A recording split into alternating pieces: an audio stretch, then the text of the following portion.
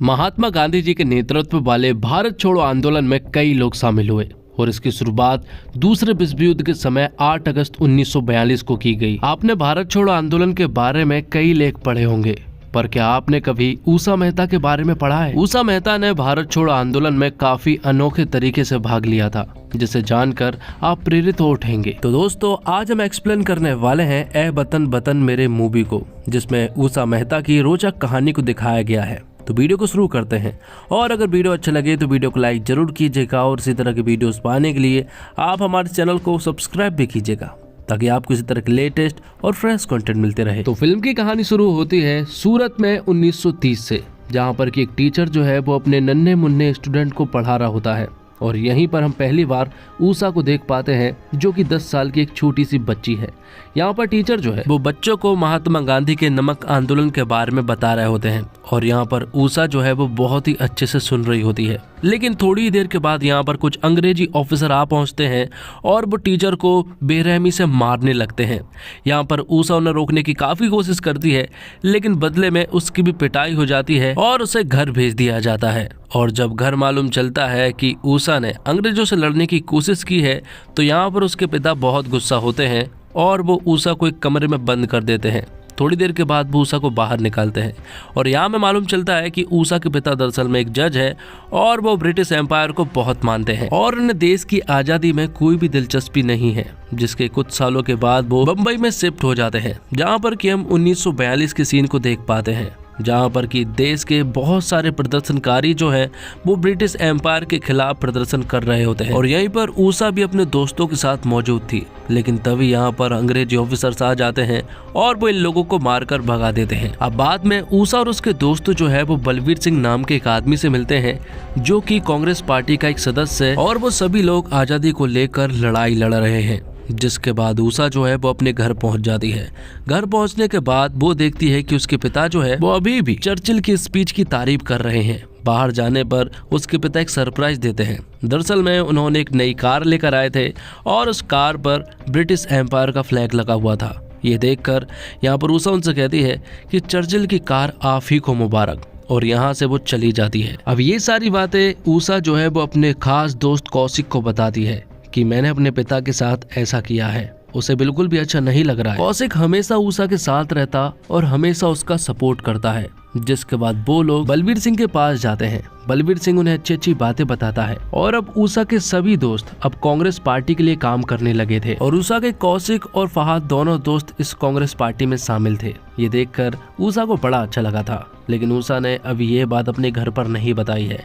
अगर वो ये बात घर पर बता देगी तो उसे मालूम है कि उसके पिता जो है वो जरूर गुस्सा करेंगे। अब पार्टी के काम से वो एक जगह पर पहुंचते हैं, तभी वो देखते हैं कि पास के घर से एक म्यूजिक सुनाई दे रहा है। जब वो उस जगह पर पहुंचते हैं तो वहाँ उनकी मुलाकात होती है फिरदौस इंजीनियर से। तब फिरदौस उन्हें घर के अंदर इनवाइट करता है और उन्हें भी डांस करवाता है। यहाँ पर उषा और कौशिक जब डांस कर रहे होते हैं, तभी उषा की नजर पड़ती है एक रेडियो सिस्टम पर। इसे देखकर वो कहती है कि ये किस तरह से चलता है। तो यहाँ पर फिरदौस उन्हें बताता है कि इस रेडियो के द्वारा पूरे देश में पॉडकास्ट किया जाता है, लेकिन वर्ल्ड वॉर 2 शुरू होने के बाद इसे पूरी तरह से बैन कर दिया गया है। जिसके बाद हम देखते हैं कि फहाद जो है वो उषा और कौशिक को राम मनोहर लोहिया के बारे में बताता है कि वो मेरे लिए हीरो है, और वो खुफिया तरीके से अंग्रेजों के खिलाफ आजादी के लिए भी लड़ रहे हैं। अब जब उषा अपने घर पर पहुंचती है तो यहाँ पर उसके पिता उसे बहुत चिल्लाते हैं, क्योंकि उन्हें ऐसा लग रहा था कि उषा जो है वो अंग्रेजों के खिलाफ लड़ रही है। तो यहाँ पर उषा उन्हें बता देती है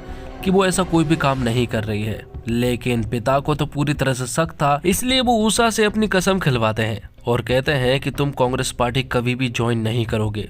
जिस पर उषा भी अपने पिता की कसम खा जाती है, लेकिन जैसे ही वो अपने कमरे में आती है तो वो बहुत रोती है, क्योंकि उसने तो कांग्रेस पार्टी ऑलरेडी ज्वाइन कर ली थी। अब कुछ दिनों के बाद महात्मा गांधी जी की बम्बई में ही प्रार्थना सभा होती है, और यहाँ पर उषा अपने दोस्त कौशिक के साथ पहुँचती है। तो इसी सभा में एक लड़की जो है वो महात्मा गांधी जी से एक सवाल पूछती है कि हम सभी लोग आजादी के लिए लड़ रहे हैं, तो क्या हम सभी को ब्रह्मचर्य अपना लेना चाहिए? जिस पर कि गांधी जी जवाब देते हैं कि इस चीज पर सिर्फ और सिर्फ खुद का निर्णय है। जो भी चाहे ब्रह्मचर्य को अपना सकता है और जो चाहे वो नहीं भी अपना सकता है। लेकिन ये सारी बातें सुनने के बाद उषा जो है वो खड़ी हो जाती है ब्रह्मचर्य अपनाने के लिए। लेकिन तभी वो बाजू में देखती है कि उसका दोस्त कौशिक जो है वो नहीं खड़ा हुआ है। और वो ऊषा को गंभीरता से देखता है और वो खड़ा नहीं होता है, जिसके बाद ऊषा जो है वो ब्रह्मचर्य की कसम खा लेती है। बाहर आने पर कौशिक यहाँ पर ऊषा से कहता है कि तुम्हें ऐसा नहीं करना चाहिए था। कौशिक को ऐसा लगा कि उसने हम दोनों के लिए एक बहुत बड़ा फैसला ले लिया था, लेकिन यहाँ पर ऊषा उससे कहती है कि जब तक सब कुछ आसान था तब तक तुम मेरे साथ रहे, लेकिन आज बात बलिदान की आई तो तुम पीछे हट गए। तब यहाँ पर कौशिक जो है वो ऊषा को छोड़कर चला जाता है और फिर गांधी जी के नेतृत्व में एक आंदोलन शुरू हो चुका था, जहाँ पर कि ऊषा के साथ कौशिक और फहाद दोनों ही शामिल थे और इस आंदोलन में उन सभी लोगों ने हिस्सा भी लिया था। तो सब कुछ सही चल रहा था। ये आंदोलन को ऊषा और उसके दोस्त जो है वो आगे बढ़ा रहे होते हैं, लेकिन तभी उन्हें मालूम चलता है कि गांधी जी को अरेस्ट कर लिया गया है और भी बहुत सारे बड़े बड़े आंदोलनकारियों को भी अरेस्ट कर लिया गया है और कांग्रेस को पूरी तरह से बंद कर दिया गया है। जिसके बाद यहाँ पर प्रदर्शन होता है, लेकिन अब सब कुछ खत्म हो चुका था क्योंकि कांग्रेस पूरी तरह से बंद हो चुकी थी और सारे आंदोलनकारी भी जेल में थे। तब यहाँ पर ऊषा कहती है कि हम 1857 के स्वतंत्रता संग्राम को इसलिए हारे थे क्योंकि हमारे पास कम्युनिकेशन नहीं था और अब सिर्फ एक ही चीज है जो कि पूरे भारत को जोड़ सकता है और वो है रेडियो। इसलिए वो लोग फिरदौस इंजीनियर के पास पहुंचते हैं और वो उससे पॉडकास्ट वाले रेडियो की मांग करते हैं, लेकिन फिरदौस उनसे कहता है कि अगर ये तुम्हें चाहिए तो तुम्हें 4000 रुपए देने पड़ेंगे। जिसके बाद ऊषा और उसके दोस्त जो है वो पैसे जोड़ने में लग जाते हैं, लेकिन सब कुछ जोड़ने के बाद भी उनके पास 500 रुपए के आसपास ही हुए थे। थोड़ी देर के बाद यहाँ पर ऊषा की दादी आती है और दादी यहाँ पर ढेर सारा सोना लेकर आती है और वो उनसे कहती है कि इनको बेचकर आराम से 4000 रुपए मिल जाएंगे और वो कहती है कि वो भी अपने भारत देश को आजाद होता हुआ देखना चाहती है। और यहाँ फिरदौस इंजीनियर के घर पर ही एक नौकर था जिसने सारी इन्फॉर्मेशन जो है वो एक पुलिस को बता दी थी जो कि अंग्रेजों के लिए काम करता है। तो अब ऊषा और उसके दोस्त जो है वो पॉडकास्ट वाले रेडियो को शिफ्ट करने लगते हैं और वो पुलिस ऑफिसर जो है वो इन सभी को ये सब कुछ करता हुआ देख रहा होता है। फिरदौस इंजीनियर उस रेडियो को सेट करता है और फ्रीक्वेंसी मैच कर कर उसे पूरी तरह से रेडी कर देता है। तब ऊषा और उसके दोस्त को ये समझ नहीं आ रहा था कि आखिर वो सबसे पहले पॉडकास्ट कैसे शुरू करे। उनके पास बहुत सारी कैसेट है जिनमें बहुत सारे स्वतंत्रता सेनानी की रिकॉर्डिंग है और वो उन्हीं रिकॉर्डिंग्स को रेडियो पॉडकास्ट पर शुरू करेंगे और यही उनका प्लान था। तो रात को 8:30 बजे ऊषा जो है वो इस रेडियो पॉडकास्ट को शुरू करती है और वो शुरुआत भारत के राष्ट्रीय गीत से शुरू करते हैं, वंदे मातरम से। धीरे धीरे करके ये रेडियो की आवाज जो है वो देश के विभिन्न जगह पर पहुंचने लगती है और सभी लोग इस रेडियो को सुनने लगते हैं। लेकिन इसके बारे में अंग्रेजों को भी मालूम चल चुका था कि कोई रेडियो फ्रीक्वेंसी है जो कि बैन होने के बाद भी अभी भी चल रहा है, इसलिए जल्द से जल्द इसे बंद करवाने का ऑर्डर दिया जाता है। अब धीरे धीरे कर इस रेडियो के बारे में सभी लोग जानने लगते हैं और इसकी आवाज जो है वो देश के विभिन्न जगह पर पहुंचने लगती है। अब एक दिन पॉडकास्ट करने के बाद जब ऊषा वापस लौट रही थी तो घर पर उसके पिता पूछते हैं कि आखिर वो इतनी रात को कहां पर गई थी, जिस पर ऊषा बताती है कि उसने चिट्टी सर की लॉ की क्लास ज्वाइन की है, जबकि उसने ये सब कुछ झूठ कहा था और वो चोरी छुपे कांग्रेस रेडियो के द्वारा रेडियो की पॉडकास्ट करती है। अब धीरे धीरे करके अखबार में भी इसका इश्तेहार दे दिया जाता है। तो इस तरह से भारत को जोड़ने का काम शुरू हो चुका था। जिसके बाद हम देखते हैं इमरान हाशमी मतलब कि राम मनोहर लोहिया को, जो कि अपना काम चुपचाप से करते हैं और बड़े ही ईमानदारी से करते हैं। वो अपने साथियों से कहते हैं कि उन्हें इस रेडियो कांग्रेस पर बहुत भरोसा है और इन लोगों को हमें हमारे साथ शामिल करना चाहिए। यहाँ दूसरी तरफ अंग्रेज जो है वो इस पॉडकास्ट के बारे में सब कुछ जानना चाहते थे, इसलिए वो इसे ट्रेस करना शुरू करते हैं, लेकिन उन्हें कुछ ज्यादा पता नहीं चलता है। लेकिन थोड़ी बहुत इन्वेस्टिगेशन करने के बाद उन्हें ये तो मालूम चल गया था कि इस रेडियो का प्रसारण जो है वो बम्बई से चल रहा है। अब एक दिन ऊषा अपना काम खत्म करने के बाद जब अपने घर पर पहुंचती है तो वो घर पर अपने पिता के साथ चिट्टी सर को देख पाती है जो कि लॉ के टीचर है। ये सारी चीजें देखने के बाद अब ऊषा के पिता को ये बात तो मालूम चल गई थी कि ऊषा उससे जरूर कुछ छुपा रही है। तो ऊषा उन्हें बता देती है कि वो कांग्रेस रेडियो के लिए काम कर रही है और उसने आपकी कसम भी झूठी खाई थी। ये सारी चीजें सुनने के बाद उसके पिता को गुस्सा आ जाता है और वो ऊषा को कमरे में बंद कर देते हैं। और जब अगले सुबह ऊषा के पिता कमरे में जाते हैं तो वो वहाँ पर ऊषा को नहीं पाते हैं, क्योंकि ऊषा तो खिड़की तोड़कर वहाँ से भाग चुकी थी। उसने एक खत भी छोड़कर गई थी। उसने यहाँ पर लिखा था कि वो आपसे बहुत ज्यादा प्यार करती है, लेकिन उससे भी ज्यादा अपने देश से, और आपका प्यार जो है वो मेरे लिए बेड़ियों का काम कर रहा है, इसलिए वो इस घर को छोड़कर जा रही है। तो इस तरह से ऊषा ने अपने घर को छोड़ दिया था, जिसके बाद वो लोग आंदोलनकारियों से मिलने के लिए जाते हैं, जहाँ पर ऊषा की मुलाकात पहली बार हुई थी राम मनोहर लोहिया से। राम मनोहर लोहिया जब यहाँ पर ऊषा से मिलते हैं तो उन्हें बड़ी खुशी हुई और वो यहाँ पर कौशिक और फहद से भी मिलते हैं। जिसके बाद राम मनोहर जी बताते हैं कि तुम्हारी आवाज जो है वो देश के विभिन्न जगह पर पहुंच चुकी है, लेकिन हमें इस आवाज को पूरे देश तक पहुंचानी है और सारे देश को जोड़ना है। लेकिन यहाँ पर अंग्रेजों को इस रेडियो के बारे में अभी तक पता नहीं चल पाया था, इसलिए उन्होंने एक अंग्रेजी ऑफिसर को हायर किया जो कि काफी चालाक था। यहाँ पर वो अंग्रेजी ऑफिसर जो है वो अपना दिमाग चलाता है कि इस काम को कोई कर सकता है तो वो एक इंजीनियर ही है, और यहाँ पर उन्हें फिरदौस इंजीनियर के बारे में पता चलता है। जिसके बाद हम उस पुलिस ऑफिसर को देखते हैं जो कि बलवीर सिंह के पास जाता है और उनसे कहता है कि तुम्हारा रेडियो कांग्रेस जो है वो खतरे में है, इसलिए वो लोग जल्द से जल्द फिरदौस इंजीनियर के पास पहुंचते हैं। लेकिन तब तक तो वो अंग्रेजी ऑफिसर भी उसके घर तक पहुंच चुका था। यहाँ पर वो गन लेकर उनके पीछे पड़ जाता है, लेकिन जैसे तैसे तो वो लोग यहाँ से भाग जाते हैं।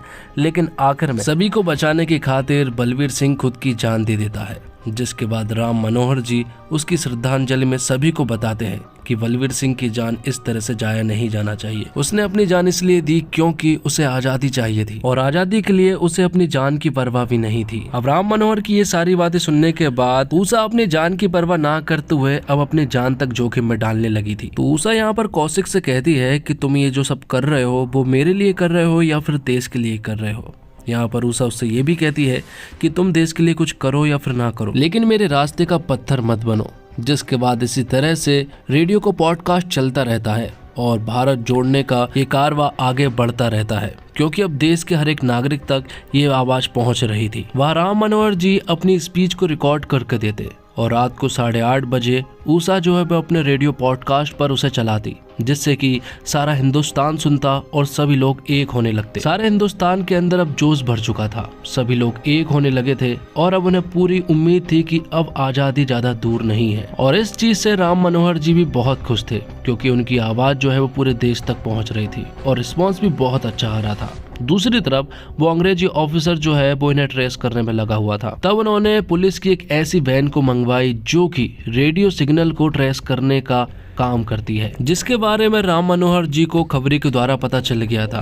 तो यहाँ पर राम मनोहर जी बताते हैं कि अब अगर रेडियो पॉडकास्ट की तो बहुत प्रॉब्लम हो सकती है, लेकिन इसके बावजूद वो लोग रेडियो की पॉडकास्टिंग जो है वो करते रहते हैं। तो इस तरह से वैन जो है वो उन्हें ढूंढने में लगी हुई थी और यहाँ पर ऊषा जो है वो अपना काम करने में लगी हुई थी। जैसे जैसे वैन उस बिल्डिंग के पास आती जाती तो कामत नाम का आदमी जो है वो ऊषा को सिग्नल दे देता और ऊषा के पास सिग्नल पहुंचने तक ऊषा इस प्रसारण को तुरंत ही रोक देती। तो वो अंग्रेजी ऑफिसर जो है वो बिल्डिंग के आजू बाजू सभी जगह चेकिंग कर लेते हैं। उन्हें मालूम चल गया था कि लोगों ने हमें देख लिया है।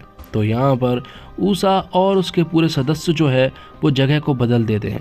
ये बात अंग्रेजी ऑफिसर को भी बहुत अच्छे से मालूम चल चुकी थी। तो इस तरह से वो लोग जगह बदल बदल कर प्रसारण करने लगते हैं। लेकिन एक दिन ऊषा जब प्रसारण कर रही होती है तभी अचानक से वो फिर से अंग्रेजी ऑफिसर जो है वो उनकी बिल्डिंग के नजदीक आ चुके थे। लेकिन इस बार उन्होंने बिल्डिंग के बारे में पता कर लिया था जो कि सनशाइन बिल्डिंग थी और यहाँ पर वो अंग्रेजी ऑफिसर जो है वो इस बिल्डिंग के अंदर घुसने के लिए पूरी तरह से तैयार था। बिल्डिंग के सभी लोगों को बिल्डिंग से बाहर निकाला जाता और उनकी तलाशी ली जाती। तो यहाँ पर ऊषा अपने रेडियो का पूरा बोरिया बिस्तर समेट के उसे ठिकाने लगा देती। आखिर में जब वो बाहर आती है तो पुलिस वाले उससे पूछते हैं कि गोलियों चलने की आवाज के बाद भी तुम बाहर क्यों नहीं आई। तो ऊषा बताती है कि उसके पड़ोसी को पोलियो है और वो ठीक से चल नहीं सकता है, इसलिए वो उसकी मदद कर रही थी। जिसके बाद वो दोनों यहाँ से आसानी से निकल जाते हैं। लेकिन प्रॉब्लम ये नहीं थी, प्रॉब्लम तो ये है कि आखिर अब वो आगे प्रसारण कैसे करेंगे और उन लोगों को इसके बारे में पता कैसे चला। तो यहाँ पर कामत नाम का बंदा जो है वो उन्हें बताता है कि उन लोगों ने एक नहीं बल्कि 2 वैन का यूज किया है और दोनों वैन को उन्होंने अलग अलग डायरेक्शन में पहुंचाया। और जब वो दोनों ही हमारे बिल्डिंग के पास पहुंचे तो उन्हें एक्यूरेट बिल्डिंग का पता चल गया था। लेकिन यहाँ पर उनके पास इसका तोड़ था और वो यहाँ पर एक और ट्रांसमीटर को यूज करने का कहते हैं, जिससे कि वो लोग उन दोनों पुलिस वैन को गुमराह कर सकते हैं। ये प्लान एकदम सक्सेसफुल लग रहा था, लेकिन इसके बारे में पुलिस अफसरों को भी बहुत अच्छे से मालूम है कि अगर हम उनकी जगह पर होते तो हम भी 2 ट्रांसमीटर का यूज करते। तो ट्रांसमीटर को बनाने के लिए फिरदौस इंजीनियर की मदद ली जाती है और वो ट्रांसमीटर को बना लेता है। जिसके बाद वो लोग उस फिरदौस इंजीनियर के पास पहुंचते हैं तो उन्हें मालूम चलता है कि वो तो अपनी गर्लफ्रेंड जूलिया से मिलने के लिए गया है। जब वो उसके घर पहुंचते हैं तो उन्हें मालूम चलता है कि फिरदौस इंजीनियर को उस अंग्रेजी ऑफिसर ने गिरफ्तार कर लिया है और जो ट्रांसमीटर उसने बनाया है उसे भी पूरी तरह से जब्त कर लिया गया है। तो अब अगर उन्होंने एक ही ट्रांसमीटर से प्रसारण किया तो वो बहुत ही आसानी से पकड़े जाएंगे, लगभग 5 से 10 मिनट के अंदर वो पकड़े जाएंगे। लेकिन ये स्पीच उनके लिए बहुत ज़्यादा ज़रूरी थी, इसलिए राम मनोहर लोहिया कहते हैं कि वो देश को ग्रीन सिग्नल देना चाहते हैं, इसलिए ये प्रसारण तो करना ही होगा। इसलिए तुम दोनों डिसाइड कर लो, मतलब कि ऊषा और फहाद, कि तुम दोनों में से ये प्रसारण कौन करेगा। जिस पर कि वो डिसाइड करते हैं कि ऊषा ही ये प्रसारण करेगी। जिसके बाद ऊषा उस जगह पर पहुंच जाती है, लेकिन तभी दरवाजे पर कोई आता है और वो लड़का कोई और नहीं बल्कि कौशिक होता है। कौशिक उससे कहता है कि मैं तुम्हारे साथ ही रहूंगा, या तो पुलिस मुझे अंदर अरेस्ट करेगी या फिर इस कमरे के बाहर, लेकिन मैं तुम्हारे साथ ही रहूंगा। तो प्रसारण शुरू कर दिया जाता है और राम मनोहर लोहिया जी दिवाली के समय पर आजादी के आंदोलन के बारे में बात कर रहे थे, लेकिन दूसरी तरफ उस अंग्रेजी ऑफिसर को इसके बारे में मालूम चल जाता है और वो लोग बिल्डिंग के नजदीक आने लगते हैं। कौशिक ऊषा से कहता है कि क्या हम इस रेडियो को ऑन करके यहाँ से जा नहीं सकते, जिस पर कि ऊषा कहती है कि हमें इस प्रसारण को पूरा होने देना है, उससे पहले अगर पुलिस ने इसे बंद कर दिया तो पूरे देश तक ये आवाज नहीं पहुंच पाएगी, इसलिए हमें यहाँ पर रुकना भी है और पुलिस को रोकना भी है जब तक कि प्रसारण पूरी तरह से पूरा नहीं हो जाता। यहाँ पर वो सारे पुलिस वाले जो है वो बिल्डिंग के अंदर घुसने लगते हैं और कौशिक और ऊषा उन्हें रोकने में लग जाते हैं।